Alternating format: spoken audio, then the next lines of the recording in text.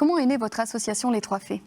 En fait, c'est un projet de bachelor qui date d'il y a maintenant une quinzaine, presque 16 ans, qui a été réalisé par 3 étudiantes à la Haute École de Santé Genève en formation sage-femme, qui cherchaient justement à répondre à un besoin de repos des parents, mais aussi à un rôle qu'on a dans nos études qui est la promotion à la santé et la prévention. Parce que des parents fatigués, dans notre tête à nous de futurs professionnels, ça a aussi un impact sur l'enfant. Oui, ça va être potentiellement une dépression pour les parents, mais aussi un risque de bébé secoué ou éventuellement de mort subite de l'enfant. Absolument. Donc on essaie justement d'offrir Elles ont fait toute une étude pour voir est-ce que ce serait faisable et sous quelle forme.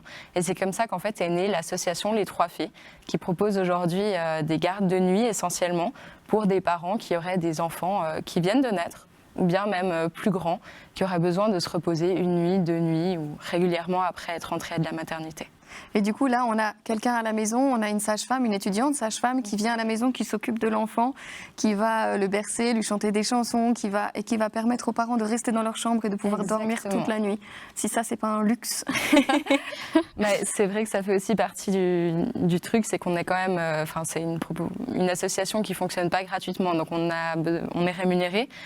Mais c'est quelque chose qui est très important pour nous, c'est vraiment une nuit de sommeil. Donc même si les mamans allaitent, par exemple, on trouve des solutions pour que le maximum du temps, elles puissent dormir et faire au moins 8 heures de sommeil, par exemple. Oui, ce qui est fou, c'est que votre association n'est pas subventionnée. Vous n'êtes pas mandaté par les cantons pour faire ça, alors que je pense que ça rentrerait quand même dans un cadre de santé publique et qui serait super intéressant. Vous avez un prix fixe, néanmoins, c'est abordable pour à peu près toutes les familles. On ose dire le prix ? Bien sûr. On est à 150 francs la nuit par enfant, pour un enfant, et s'il y a des jumeaux, par exemple, c'est 200 francs pour la nuit. Mais ce prix-là, comparé à tout le repos et tout ce qu'on gagne à se reposer toute une nuit, c'est totalement dérisoire. Alors justement, comment vous vous organisez pour ces gardes de nuit ? Alors en fait, on fonctionne avec un site internet et une boîte mail dont je suis justement gestionnaire avec 2 camarades. Et les parents prennent contact via le formulaire de contact où ils nous annoncent l'âge de l'enfant, une date ou un besoin spécifique. Et nous, on renvoie justement toutes les informations sur si on a des questions en plus ou si eux ont besoin d'infos sur les tarifications, comment ça se déroule. Et après, une fois que tout le monde a validé de ce côté-là, on envoie à la liste des étudiantes de sage-femme de Genève qui sont volontaires les demandes.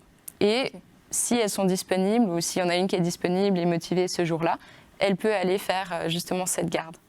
Donc la formation principale de ces étudiantes, c'est vraiment étudiantes sage-femme.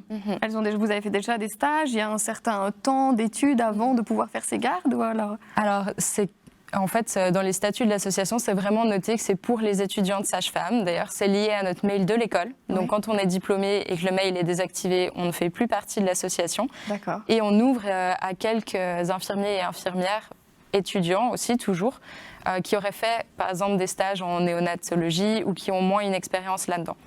Nous, du côté des étudiantes sages-femmes, en fait, on a une formation qui est très pratique. Ce qui veut dire qu'on commence en gros notre formation, on a 4 semaines de cours et on est déjà envoyé en stage. D'accord. Donc en général, on se sent assez prête déjà à s'occuper d'enfants quand on répond à ces demandes. Et on fait aussi un peu une sélection. Les premières années, par exemple, n'osent pas toujours prendre en charge un enfant qui vient de naître, par exemple.